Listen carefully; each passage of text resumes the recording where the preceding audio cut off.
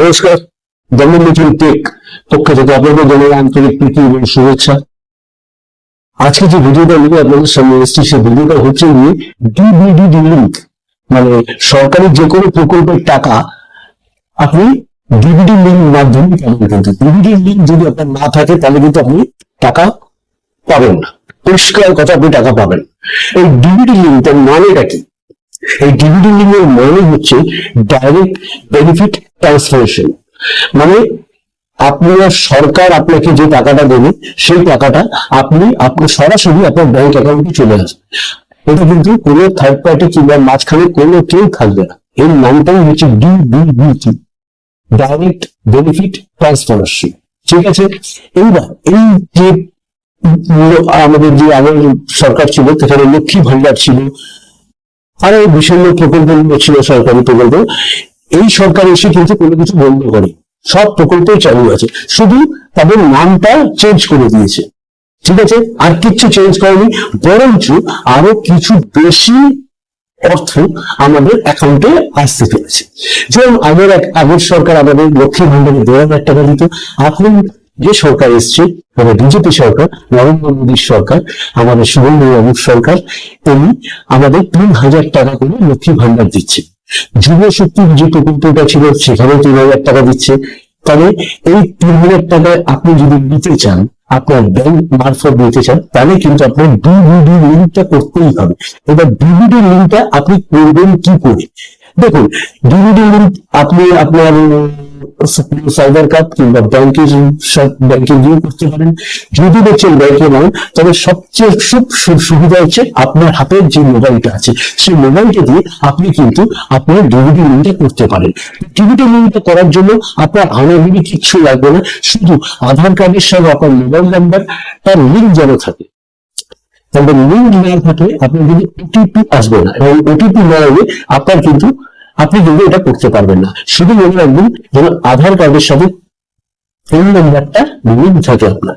আপনারা যদি নতুন হয়ে থাকেন তাহলে তো কোনো ব্যাপার না, আর যদি আপনি মনে করুন এটা কিন্তু 2023 সালে শ্রী নরেন্দ্র মোদী আমাদের কিন্তু আধার কার্ড প্যান কার্ডের লিঙ্ক বারবার করতে বলেছিল, তার জন্য অনেক সময় দিয়েছিল, কিন্তু আমরা কিছু গাফিলতি মানুষ সেটাকে আমরা লিঙ্কটা করিনি।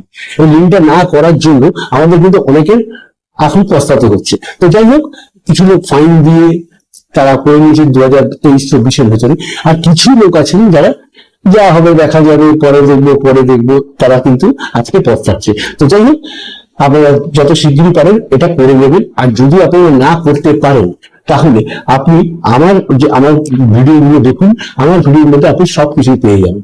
আরেকটা পয়েন্ট বলছি, মনে করুন আপনি যে সময় আধার কার্ড তৈরি করেছিলেন, ঠিক সেই সময় যে ব্যাংকের অ্যাকাউন্টে আপনার ছিল সেই ব্যাংকের অ্যাকাউন্টে আপনার ডিবিডি আছে, ডিবিডি লিঙ্ক করা আছে, কিন্তু বর্তমানে আপনি সেই ব্যাংকের কোনো টাকা পয়সা লেনদেন করেন না, কিন্তু তার বদলে আপনি একটা নতুন অ্যাকাউন্ট খুলে রেখেছেন।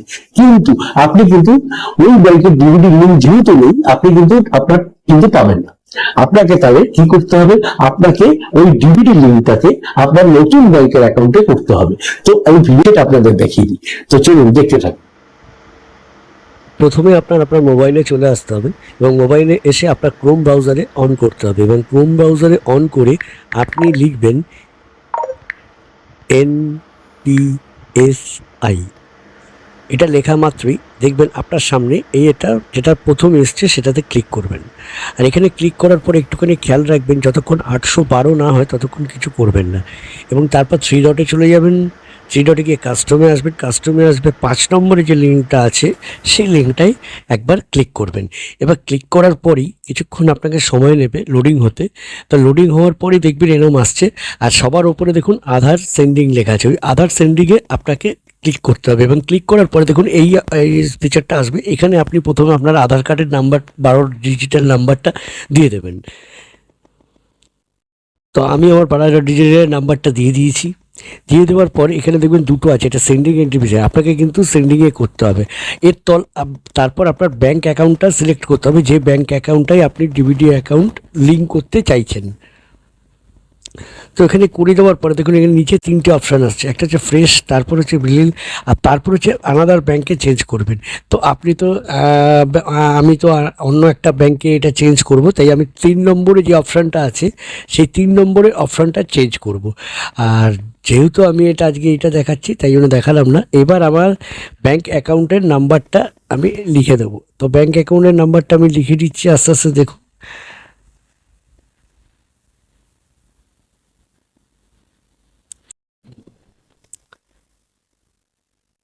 নিচে আমি ব্যাংক অ্যাকাউন্টের নাম্বার, দুটো ব্যাংক অ্যাকাউন্টের নাম্বার লিখে দিচ্ছি। একটা হচ্ছে ওপরে ব্যানফার, নিচে আর একটা হচ্ছে নিচে যেটা লিখবেন সেটা কনফার্ম হওয়ার জন্য লিখবেন। তো লেখা কমপ্লিট হয়ে গেল আমার। এবার লেখা কমপ্লিট হয়ে যাওয়ার পর নিচে আই এগ্রি দিয়ে নিচে দেখবেন একটা ক্যাপচার আসবে। এই ক্যাপচারটাকে সাবমিট করবেন এবং সাবমিট করে ক্যাপচারটাকে লিখে দেবেন। তো আমি একটু আস্তে আস্তে নিচে নেট স্লো আছে, এখানে লিখে দেওয়ার পরে এখানে তলায় সাবমিট দেবেন। এই সাবমিট দেওয়ার পরই একটা ওটিপি আসবে আপনার ব্যাংকে, আপনার মোবাইল নাম্বার, ব্যাস আপনার। আর এই ভিডিওটা যদি আপনাদের ভালো লাগে তো নিশ্চয়ই আমি আশা করতে পারি আপনি যদি এই ভিডিওটা দেখে উপকৃত হন, তাহলে নিশ্চয়ই আমি আশা করতে পারি যে আপনারা এই ভিডিওটা একটা লাইক এবং শেয়ার করে এবং সাবস্ক্রাইবার করবেন, যেন আমার পরের যে ভিডিওগুলো আসবে সেগুলো যেন আপনার সামনে নোটিফিকেশন হয়, এবং আমার পাশে থেকে আমাকে নতুন ভাবে আরো উন্নত করার চেষ্টা করবেন, এটাই আপনাদের কাছে আশা রাখি। নমস্কার, জয় হিন্দ, বন্দে মাতরম।